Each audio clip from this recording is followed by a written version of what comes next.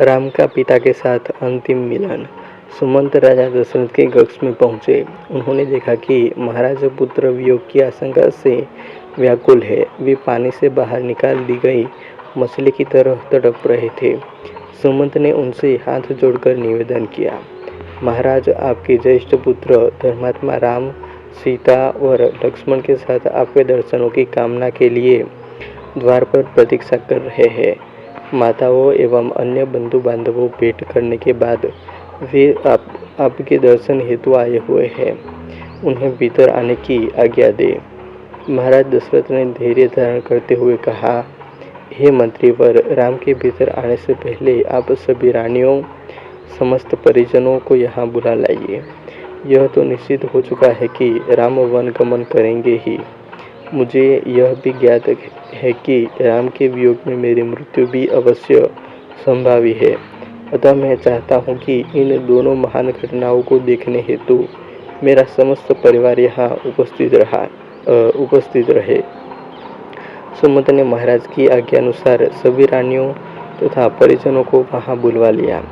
उसके पश्चात राम, सीता तथा लक्ष्मण को भी महाराज के पास ले आए। हाथ जोड़े हुए राम वहाँ पर उपस्थित अपने पिता और माताओं की ओर बढ़े।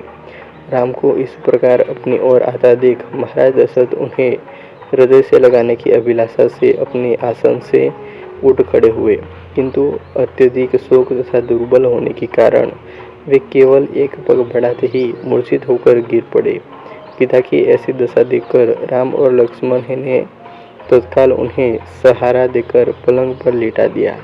महाराज की मूर्छा भंग होने पर राम ने अत्यंत विनीत स्वर में कहा, हे पिता, आप ही हम सबके स्वामी हैं। कृपा करके आप धैर्य धारण करें और हम तीनों को आशीर्वाद दें कि हम वन में 14 वर्ष की अवधि व्यतीत करने के पश्चात पुनः आपके दर्शन करें। महाराज दशरथ ने आर्द्र स्वर में कहा, पुत्र, तुम्हें वनों में भटकने के लिए भेजने की मेरी कदापि इच्छा नहीं है, किंतु मैं विवश हूँ। अब मैं इससे अधिक क्या कह सकता हूँ कि जाओ, तुम्हारे वनवास का काल कल्याणकारी हो। ईश्वर सदैव तुम्हारी रक्षा करे। मुझे इस बात की भी आशा नहीं है कि तुम्हारे वापस आने तक मैं जीवित रह पाऊँगा। फिर भी मैं परमात्मा से प्रार्थना करता हूँ कि तुम्हारे लौटने पर मैं तुम्हें पुनः देख पाऊँ।